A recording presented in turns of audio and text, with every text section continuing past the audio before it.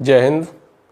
हम आपके लिए जूनियर शिक्षक भर्ती, टीजीटी तथा पीजीटी प्रधानाचार्य भर्ती का 5वां दिन का कोर्स लेकर उपस्थित है।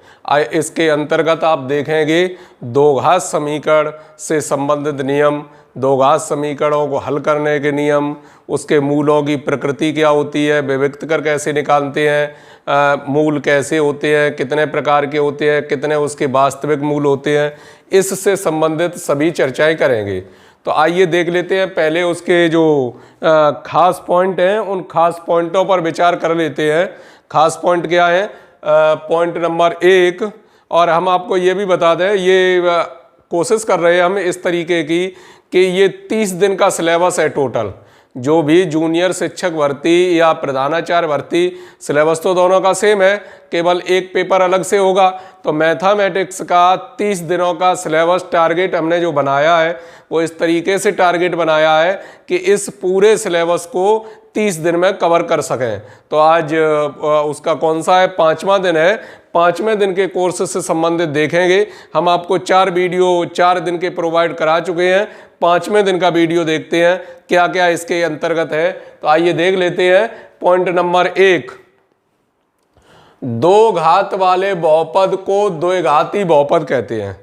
घातें तो जानते होंगे आप, मैक्सिमम घातें कितनी? 2 हैं। अगर मैक्सिमम घातें 2 हैं तो उसे क्या? द्विघाती बहुपद कहते हैं। मैक्सिमम घातें अगर 3 है, बहुपद की पहचान भी जानते हो। बहुपद की पहचान क्या होती है? बहुपद में किसी भी चर राशि पर, बहुपद में किसी भी चर राशि पर, शुद्ध भाषा बता दे रहे, किसी भी चर राशि पर भिन्नात्मक पावर नहीं होनी चाहिए। भिन्न के रूप में, जैसे √x लिखा है, x पावर 1/3 लिखा है, तो ऐसा कंडीशन होगी तो वो बहुपद नहीं होगा। तो बहुपद होना चाहिए। दो घात वाले बहुपद को द्विघाती बहुपद कहते हैं। और इसमें क्या है? द्विघाती बहुपद का मानक रूप ax² + bx + c = 0, जहां a ≠ 0, a का मान 0 नहीं होना चाहिए। अर्थात जब a का मान 0 होगा तो समीकरण कैसा? रैखिक बन जाएगा, फिर द्विघाती समीकरण नहीं रहेगा। तो a का मान 0 नहीं होना चाहिए। जहां a, b तथा c वास्तविक अचर है, a, b, c है, वो क्या है? अचर राशियां हैं। जैसे देख सकते हैं द्विघात समीकरण को 2x² + 5x + 3 = 0, 3x² + x + 5 = 0, x² - 2x + 1 = 0, x² + 5 = 0। ये सभी क्या है? द्विघात समीकरण के उदाहरण दिए गए हैं। ये सभी द्विघात समीकरण के उदाहरण दिए गए हैं। पॉइंट नंबर 2 के अंतर्गत देखेंगे, प्रत्येक द्विघाती बहुपद के अधिकतम 2 मूल होते हैं। अर्थात दो घाती अगर समीकरण है तो उसके अधिक से अधिक जो मूल हो सकते हैं वो कितने हो सकते हैं? 2 हो सकते हैं। और कम से कम की बात की जाए तो हो सकता है उसका कोई भी मूल ना हो। जब कोई भी मूल नहीं होगा तो ऐसी कंडीशन में जो उसके मूल निकलेंगे वो सम्मिश्र संख्या के रूप में निकलते हैं, यानी काल्पनिक रूप में। तो प्रत्येक द्विघाती बहुपद के अधिकतम 2 मूल होते हैं। कुछ द्विघाती समीकरण बहुपदों का कोई शून्यक नहीं होता, अर्थात कोई मूल नहीं होता। अर्थात ऐसे द्विघाती बहुपद के शून्यक सम्मिश्र संख्या होती है। जब सम्मिश्र संख्या के रूप में दे दिए जाते हैं तो उसका कोई वास्तविक मूल नहीं होता है। x² + 4 = 0। अगर इसके फैक्टर करेंगे तो ये इधर जाएगा -4, तो x बराबर ± के अंदर -4, अर्थात 2i के रूप में आएगा। जहां i क्या? आयोटा के लिए प्रयोग होता है, तो वो क्या है? एक काल्पनिक संख्या है, सम्मिश्र संख्या के रूप में आ गया। ऐसे ये भी सम्मिश्र संख्या के रूप में आ गया। पॉइंट नंबर 3, द्विघाती समीकरण को हल किए बिना, द्विघाती समीकरण को हल किए बिना b² - 4ac का मान ज्ञात करके द्विघाती समीकरण ax² + bx + c = 0 के प्रकृति की व्याख्या की जा सकती है। अर्थात अगर कोई द्विघाती समीकरण दिया गया है और उसकी ax² plus bx plus c बराबर 0 से तुलना करके a का मान कितना है, b का मान कितना है, c का मान कितना है, मान प्राप्त करने के बाद b² माइनस 4ac का अगर मान ज्ञात किया जाए तो उस द्विघाती समीकरण की प्रकृति के बारे में जाना जा सकता है कि अर्थात उसकी प्रकृति कैसी है, इसे विविक्त कर कहते हैं। जो प्रकृति निकालते हैं b² माइनस 4ac का मान, इसे विविक्त कर कहते हैं और d से निरूपित करते हैं, d बराबर b² माइनस 4ac। अब फर्स्ट पार्ट, यदि विविक्त कर d का मान शून्य है, विविक्त कर d का मान शून्य है अर्थात b² माइनस 4ac बराबर 0, तो दिए गए समीकरण के मूल वास्तविक होंगे तथा समान होंगे। तो दिए गए समीकरण के मूल वास्तविक तथा समान या वास्तविक तथा बराबर होंगे यदि विविक्त कर का मान शून्य आएगा तब। सेकंड पार्ट में यदि d का मान 0 से बड़ा है अर्थात b² माइनस 4ac का मान धनात्मक है, तो दिए गए समीकरण के मूल वास्तविक तथा असमान होंगे। तो दिए गए समीकरण के मूल वास्तविक तथा असमान होंगे। अब किसी को निकालेंगे जिसका विविक्त कर धनात्मक आता है, शून्य से बड़ा आता है, तो उसके मूलों को देखेंगे तो मूल कैसे होंगे, असमान होंगे, मैच नहीं करेंगे एक दूसरे से। और जब विविक्त कर का मान शून्य आएगा तो उसके मूल बराबर बराबर होंगे, चाहे वो 2 और 2 हो, चाहे ऋण 2 हो, चाहे ऋण 3 हो, कुल मिला के जो उसके मूल होंगे वो कैसे होंगे, बराबर होंगे। और असमान में यहाँ दिए गए समीकरण के मूल वास्तविक तथा असमान होंगे।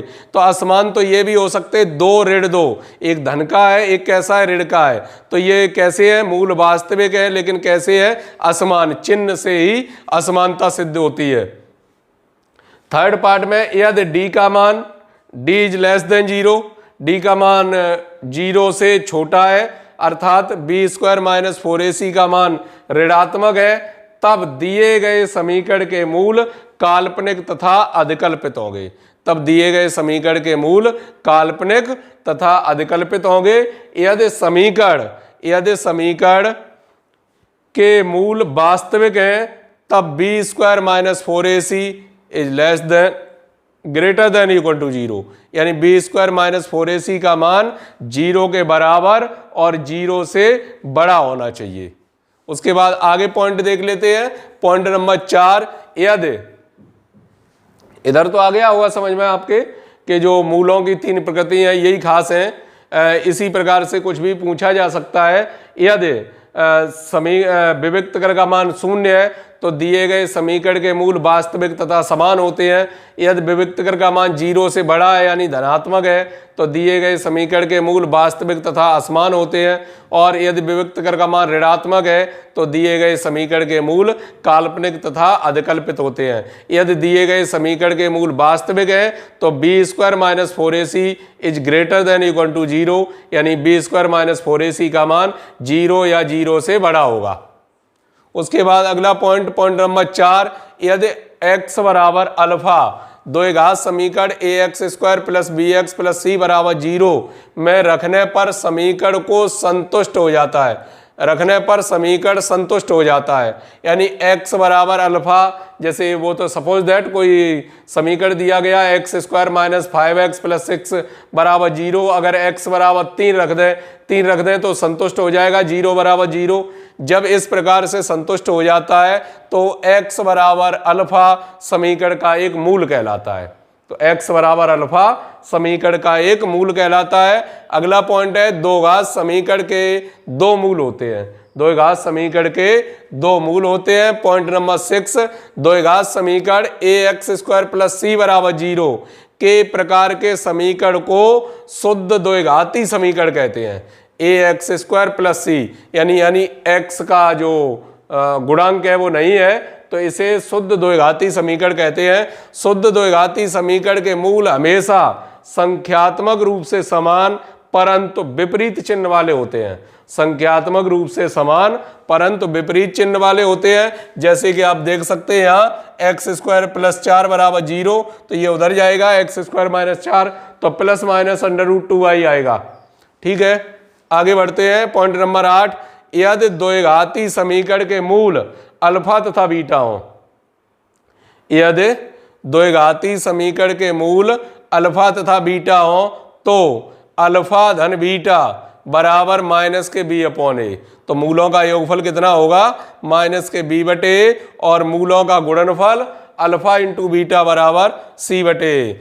यह मूलों के योगफल तथा मूलों के गुणनफल का अनुपात, योगफल और गुणनफल यानी अल्फा प्लस बीटा बटे अल्फा इंटू बीटा बराबर, तो ए से तो कट जाएगा, तो क्या आएगा? माइनस के बी बटे सी होता है, माइनस के बी बटे सी। अगला पॉइंट यदि किसी द्विघात समीकरण के मूल अल्फा तथा बीटा है, किसी द्विघात समीकरण के मूल अल्फा तथा बीटा है, तब समीकरण एक्स स्क्वायर माइनस मूलों का योगफल इंटू एक्स प्लस मूलों का गुणनफल बराबर 0, यानी एक्स स्क्वायर माइनस कोष्टक alpha plus beta into X plus alpha into beta बराबर 0।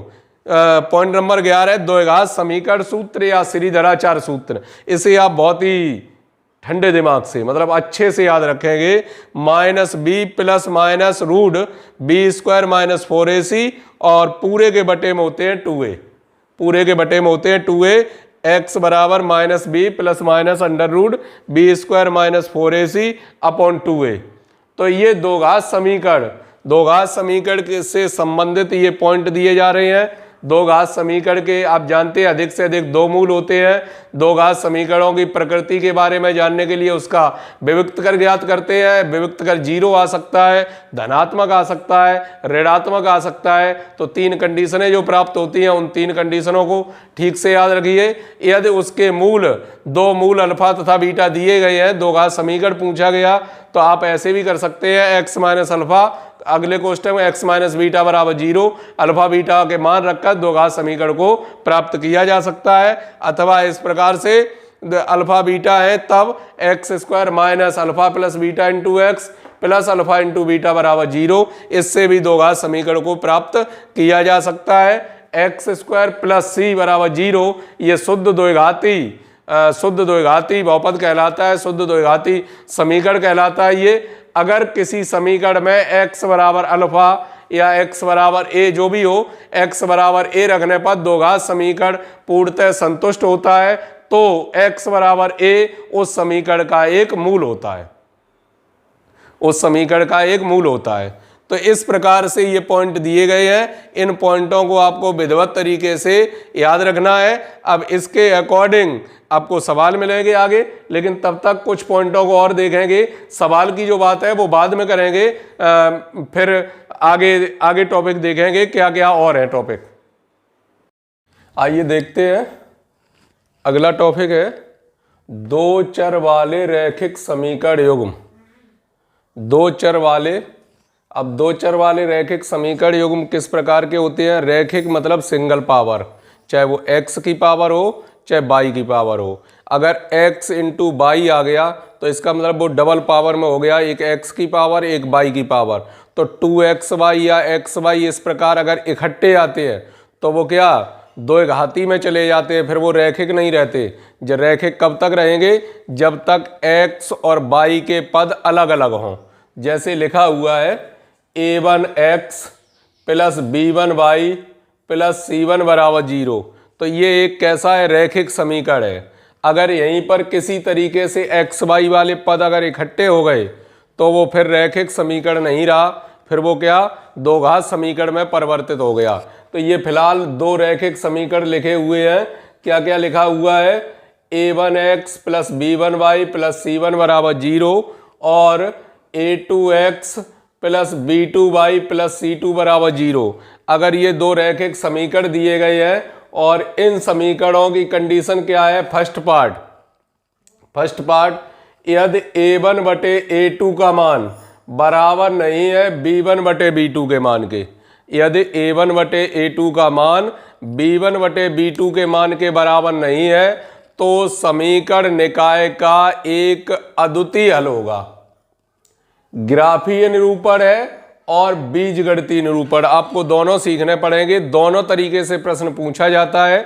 जब a1 बटे a2 का मान b1 बटे b2 के बराबर नहीं है, अर्थात a1 upon a2 is not equal to b1 upon b2, तब ग्राफीय निरूपण क्या कहता है?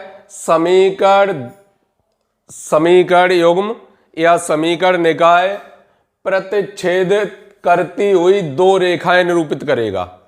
कोई भी जो भी दो रैखिक समीकरण दिए गए हैं वो दोनों समीकरण एक दूसरे को इस तरीके से कहीं न कहीं काटते हुए नजर आएंगे। वो एक प्रतिच्छेदित रेखा निरूपित करेगा, कहीं न कहीं किसी बिंदु पर वो काटेंगे। बीजगणितीय क्या कहता है कि समीकरण युग्म का एक अद्वितीय हल होगा। उसका जो हल होगा वो एक यूनिक नंबर आएगा कि जैसे x बराबर 1 y बराबर 2 इस प्रकार आएगा। फिर ये संभव नहीं है कि x का मान 2 भी हो सकता है, 3 भी हो सकता है, एक यूनिक मान होगा उसका निश्चित रूप से। जैसे अगर कोई प्रश्न देख ले तो प्रश्न देखेंगे तो प्रश्न में जैसे x माइनस 2y बराबर 0, x माइनस 2y बराबर 0, 3x प्लस 4y माइनस 20 बराबर 0। इस तरीके के अगर दो समीकरण दिए गए हैं, इस तरीके के अगर दो समीकरण दिए गए हैं तो इन दोनों समीकरणों को आप देखेंगे तो यहां से इनकी तुलना कर दी।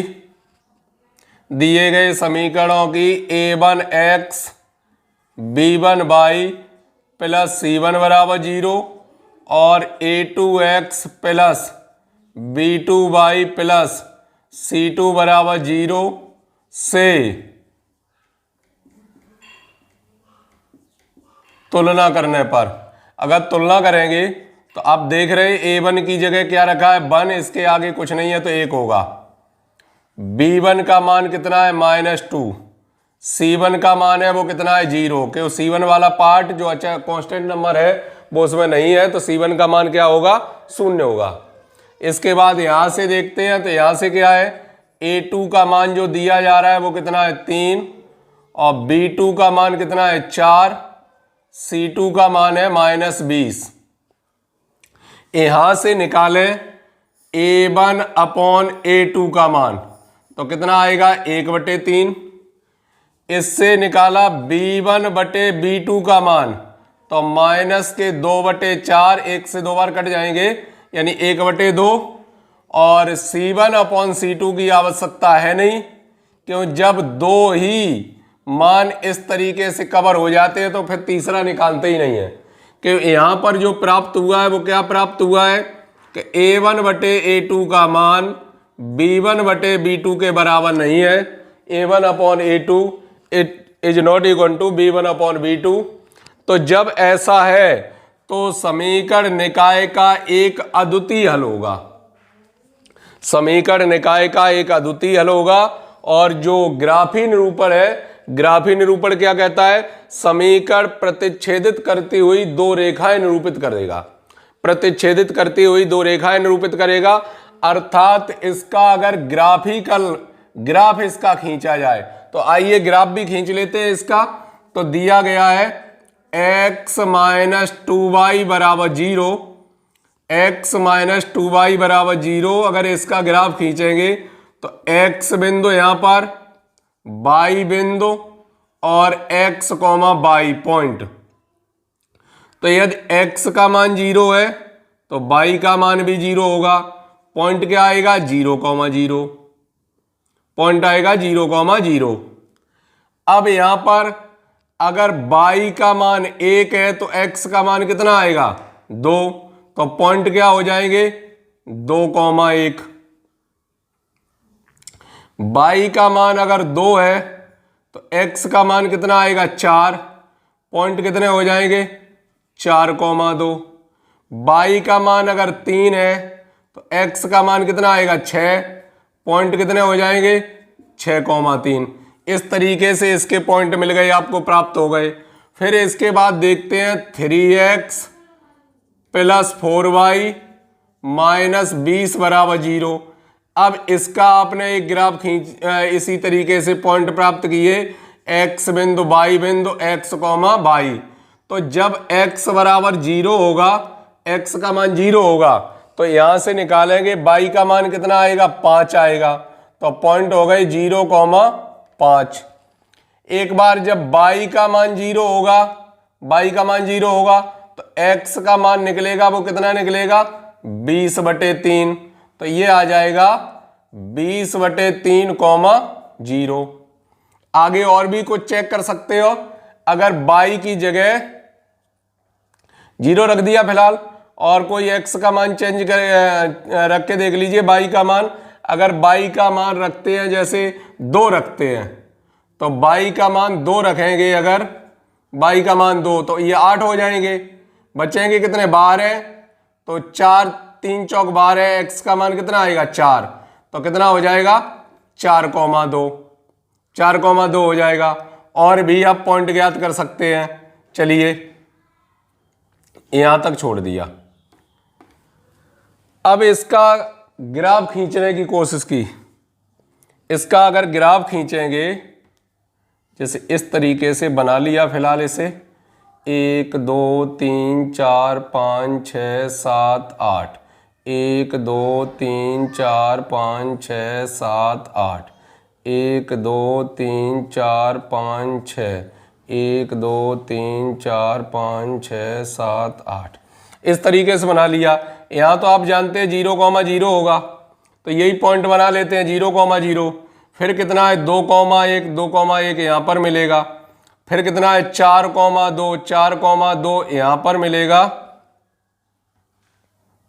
4,2। फिर कितना 6,3 यहाँ पर मिलेगा। फिर कितना 8,4 यहाँ पर मिलेगा। तो इससे पहले वाले से एक इस तरीके की रेखा खिंच गई, इस तरीके से पहले वाले से आ गई रेखा। अब दूसरे वाले से 0,5, तो 0,5 तो क्लियर यहाँ पर होगा, 0,5। फिर क्या है, तो 6 18 6 बार जाएगा, 6 बार जाएगा और 6 मिलेगा कहाँ पर, 1 2 3 4 5 6, 6 यहाँ पर मिलेगा। तो ये पॉइंट आ जाएगा, यहाँ पर पहुँचेगा 20/3, 1 यहाँ, एक ये पॉइंट मिल गया। अगला क्या है 4,2, तो 4,2 यहाँ पर प्राप्त हुआ है, 4,2। इन्हें जब खींचेंगे तो ये इस तरीके से खींचेगा, तो ये वाला पॉइंट मिला, वो कितना मिला 4,2। तो बस वही कंडीशन हो गई कि क्या है, जो समीकरण है वो किसी समीकरण प्रतिच्छेदित करती हुई दो रेखाएं निरूपित करेगा।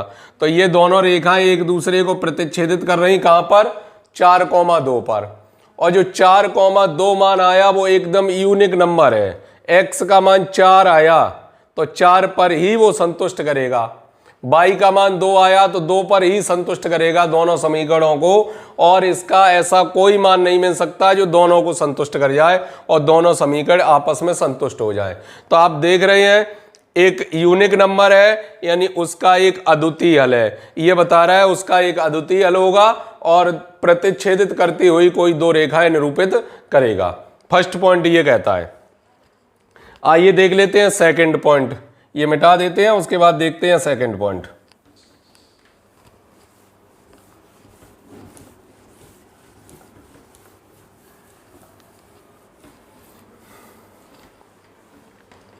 सेकंड पॉइंट के अंतर्गत क्या है कि यदि a1/a2 बराबर b1/b2 और बराबर नहीं है c1/c2 के, यानी a1/a2 और b1/b2 के तो मान आपस में बराबर हैं, लेकिन वो c1/c2 के बराबर नहीं है। जब बराबर नहीं है तो ऐसी कंडीशन में जो दो निरूपण है, एक ग्राफी निरूपण एक बीजगणितीय निरूपण। ग्राफी निरूपण ये कहता है कि समीकरण दो समांतर रेखाएं निरूपित करेगा, समीकरण दो समांतर रेखाएं निरूपित करेगा। और जो बीजगणितीय निरूपण है वो कह रहा है समीकरण युग्म का कोई हल नहीं होगा, समीकरण युग्म का कोई हल नहीं होगा। x प्लस 2y माइनस 4 बराबर 0, x माइनस 2y बराबर 2x plus 4y, 2x plus 4y minus के 12 बराबर 0। ये कोई दो आपको समीकरण दिए गए हैं। जब इस प्रकार के कोई दो समीकरण दिए गए हैं, आप यहां पर समीकरण पर नजर डालेंगे देखेंगे समीकरण, तुलना कीजिए, ठीक उसी तरीके से निकालिए। तो comparing the equation a1x b1y plus c1 बराबर 0, a2x plus b2y plus c2 बराबर 0 से तुलना करने पर तुलना करेंगे। a1 का मान रखा है 1, b1 का मान 2, c1 का मान -4, a2 का मान 2, b2 का मान 4, c2 का मान -12। a1 अपॉन a2 बराबर 1/2, b1 अपॉन b2 बराबर 1/2, ये भी आ जाएगा। c1 अपॉन c2 बराबर -4/12 यानी 1/3। तो यहां से मिला आपको a1/a2 बराबर है b1/b2 और बराबर नहीं है c1 अपॉन c2 के। तो दिए गए समीकरण निकाय का कोई हल नहीं होगा, दिए गए समीकरण निकाय का कोई हल नहीं होगा। और दिया गया समीकरण युग्म दो समांतर रेखाएं निरूपित करेगा, दिया गया समीकरण युग्म दो समांतर रेखाएं निरूपित करेगा। आप चेक कर सकते हैं, किस तरीके से चेक कर सकते हैं, जैसा अभी आपने किया था वैसे ही इनके पॉइंट निकालेंगे। ग्राफी निरूपण करने के लिए पहले इसे हल करेंगे। तो x + 2y बराबर 4 लिखा हुआ है, तो क्या क्या है, x बिंदु, y बिंदु और x, y। x बराबर 1 रखा, अगर पहले 0 रख लेते हैं, x की जगह रखा 0, तो y का मान कितना आएगा, 2 आएगा। पॉइंट हो जाएंगे 0,2। बात आ गई होगी समझ में। फिर y की जगह अगर 0 रखा तो x का मान आएगा 4, पॉइंट हो जाएंगे 4,0, 4,0। उसके बाद y का मान रखा 1, अगर 1 रखेंगे तो x का मान आएगा 2, तो पॉइंट हो जाएंगे 2,1, 2,1। और रख सकते हैं, और जैसे भी मान रखना चाहो और भी मान रख सकते हैं। जैसे y की जगह 3 रख दिया, 3 रख दिया तो 3 की वजह से ये कितना 6 हो जाएगा। तो x का मान कितना आएगा, -1, तो -1,3। ये इस समीकरण के माध्यम से प्राप्त हो गए मान आपको।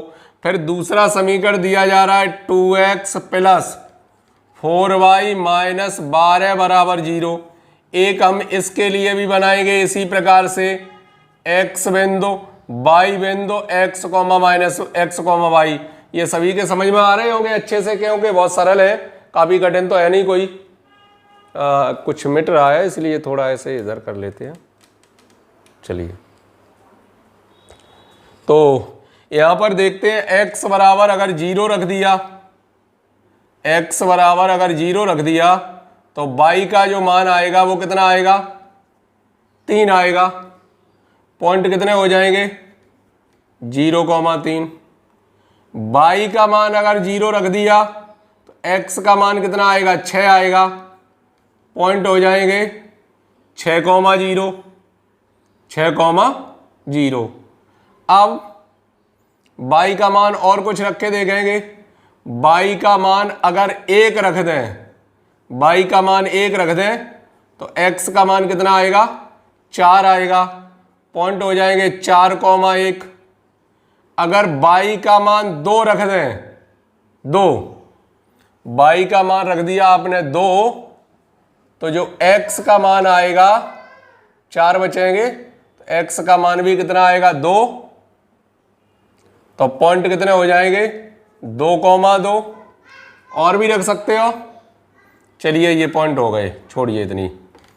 अब इनका ग्राफ खींचना चाहे इस तरीके से, 1 2 3 4 5 6 7 8, 1 2 3 4 5 6 7, 1 2 3 4 5 6 7, 1 2 3 4 5 6 7, यानी इनके नंबरिंग के बारे में आप जानते हैं, 5 6 7 8 ये ऊपर होते हैं 1 2 3 4 5 6 7, इधर माइनस के होते हैं -1 -2 -3 -4 -5 -1 -2 -3 -4 इस तरीके से। और ये तो पॉइंट होता है 0,0। ये क्या है x डैश अक्ष है और ये क्या है y और y डैश अक्ष है। इस प्रकार से दिया गया है। जब इस प्रकार से दिया गया है तो देख लेते हैं एक बार, यहां भी क्या कहा गया है 0,2, तो 0,2 तो पॉइंट यहां पर होगा। फिर क्या है 4,0 यहां पर होगा 4,0, फिर 2,1 यहां पर मिलेगा 2,1। कुल मिला के इस तरीके से एक रेखा प्राप्त हो जाएगी। एक रेखा ये प्राप्त हो गई। अब दूसरे के अनुसार रेखा कोशिश कीजिए। एक पॉइंट क्या है, एक पॉइंट दिया जा रहा है 0,3, तो 0,3 यहां पर होगा 0,3। फिर अगला पॉइंट क्या है 4,1 2,2 है, तो 2,2 यहां पर होगा 2,2।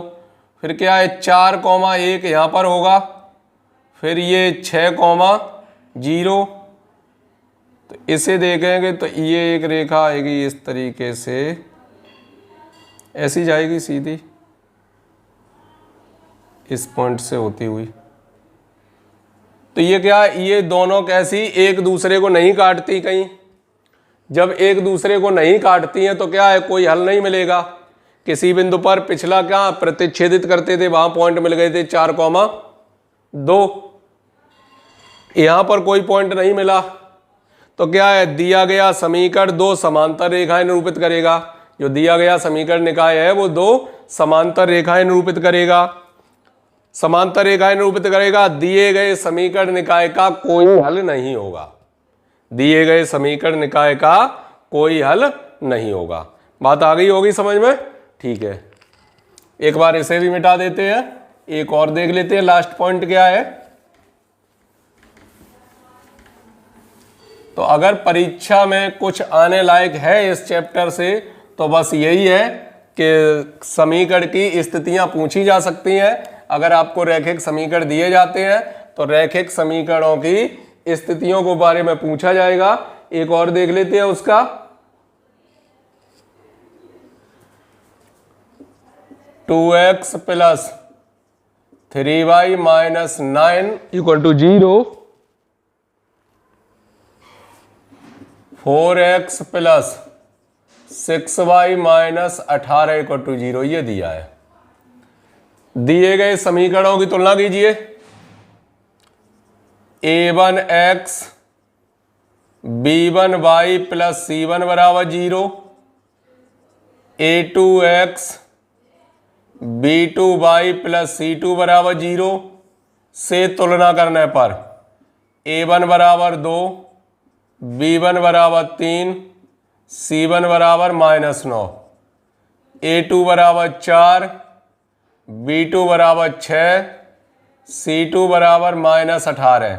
अगर इस तरीके से दिया है तो a1/a2 का मान कितना हो गया 2/4 कट जाएंगे 1/2 आएगा।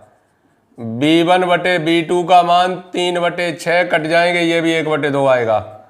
c1/c2 का मान -9 - 18 कट जाएंगे, माइनस माइनस ये भी -1/2 आएगा। तो a1/a2 बराबर b1/b2 बराबर c1/c2 ये आ गया। तीनों कैसे आ गए आपस में बराबर आ गए। जब तीनों आपस में बराबर आ गए तो आपके बात समझ में आ गई होगी। दिए गए समीकरण निकाय के अनेक अपरिमित हल होंगे, मतलब हलों की संख्या की गिनती ही नहीं है कितने हल हो सकते हैं। जैसा करोगे वैसे हल निकलते ही चले जाएंगे। और ये दो संपाती रेखाएं निरूपित करेगा। संपाती कैसे? एक के ऊपर एक, ठीक, संपाती रेखाएं निरूपित करेगा। आइए इसका चित्र बनाने की कोशिश करते हैं ग्राफ के माध्यम से। 2x + 3y - 9 = 0, तो इसके अगर भाग करेंगे x y x बराबर 0 तो y बराबर 3 आएगा, 0,3, 0,3। और x बराबर अगर 3 रख दिया, x बराबर 3 रख दिया तो y बराबर कितना आएगा, 1, यानी 3,1। और यदि y बराबर 0 रख दिया तो x का मान आएगा 4.5, तो 4.5,0। इस तरीके से चलिए 3 मान निकाल लिए, काफ़ी है। फिर लिखा हमने दूसरा 4x + 6y - 18 बराबर 0। यहाँ से अगर देखेंगे मान ऐसे ही निकालेंगे, यहाँ से भी x, y तो क्या होगा, जब x बराबर 0 तो y बराबर 3 आएगा, 0,3। x बराबर 3 तो y बराबर 1 आएगा, 3,1। y बराबर 0 तो x बराबर आएगा 4.5, तो 4.5,0।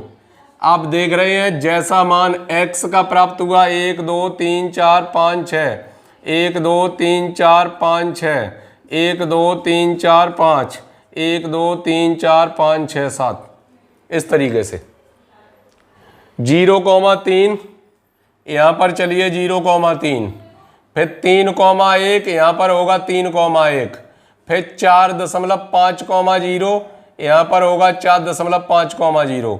तो ये एक रेखा बन गई, इसकी ये सीधी रेखा जा रही है यहाँ से।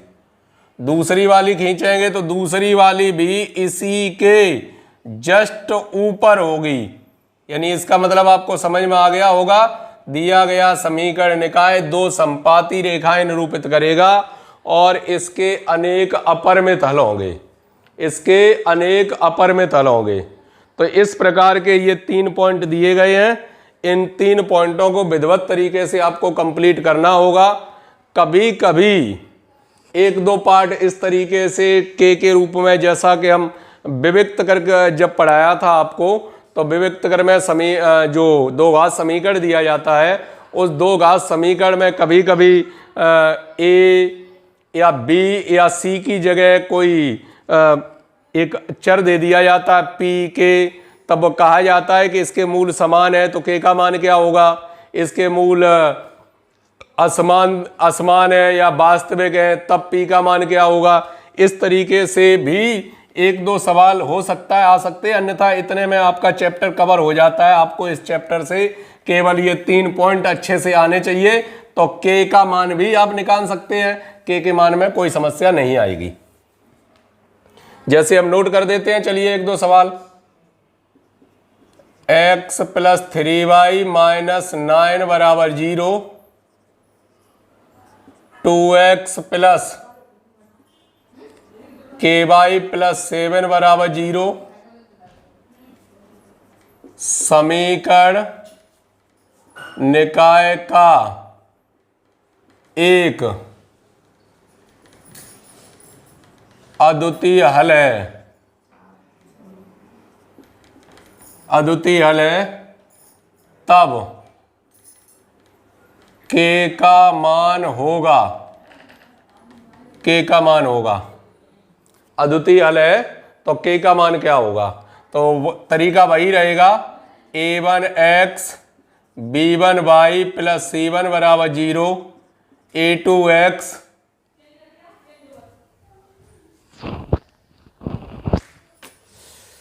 अरे भाई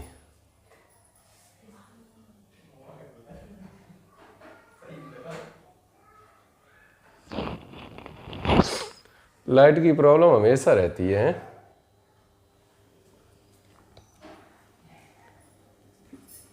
b2y + c2 बराबर 0, तुलना करेंगे तो a1 बराबर रखा 1, b1 बराबर 3, c1 बराबर -9, a2 बराबर 2, b2 बराबर k और c2 बराबर 7। समीकरण का एक अद्वितीय हल है, तब अद्वितीय हल है तब क्या होता है, a1/a2 बराबर नहीं होगा b1/b2, तो 1/2 बराबर नहीं है 3/k। कैंची का गुणा कर दिया तो k ≠ 6, यानी ये इस समीकरण का एक अद्वितीय हल जब होगा जब k का मान 6 नहीं होना चाहिए, k का मान 6 नहीं होना चाहिए, 6 के अलावा कुछ भी हो, -6 हो, 5 3 2 1 जो भी हो, लेकिन क्या है 6 नहीं होना चाहिए। तो इसी प्रकार से और भी दिए जाते हैं अपरिमित हल के लिए, पर जो सवाल ठीक से बनता है वो किसका बनता है, जब एक अद्वितीय हल है तो k का मान क्या होगा। ठीक है, तो इस टॉपिक को आप अच्छे से रिवाइज कर लें, क्योंकि यहाँ से एक प्रश्न जरूर आता है और जरूर आएगा भी। तो बिल्कुल शॉर्ट, मतलब कम कोर्स है। इस चैप्टर के अंतर्गत 2 चर रैखिक समीकरण से संबंधित समीकरण दिए गए हैं, 2 चरों से संबंधित रैखिक समीकरण। तो इनमें 3 कंडीशनें केवल बन के तैयार होती हैं। जब a1/a2 का मान b1/b2 के बराबर नहीं है तो समीकरण निकाय का एक अद्वितीय हल होगा, और जब a1/a2 बराबर b1/b2 बराबर नहीं है c1/c2 के तो समीकरण निकाय का कोई हल नहीं होगा, और जब a1/a2 बराबर b1/b2 बराबर c1/c2 तो समीकरण निकाय के अनेक अनंत हल होंगे। ये 3 पॉइंट आपको बहुत बेटर तरीके से याद रखने हैं, और मिलेंगे आपको फिर नेक्स्ट वीडियो में। तब तक के लिए जय हिंद।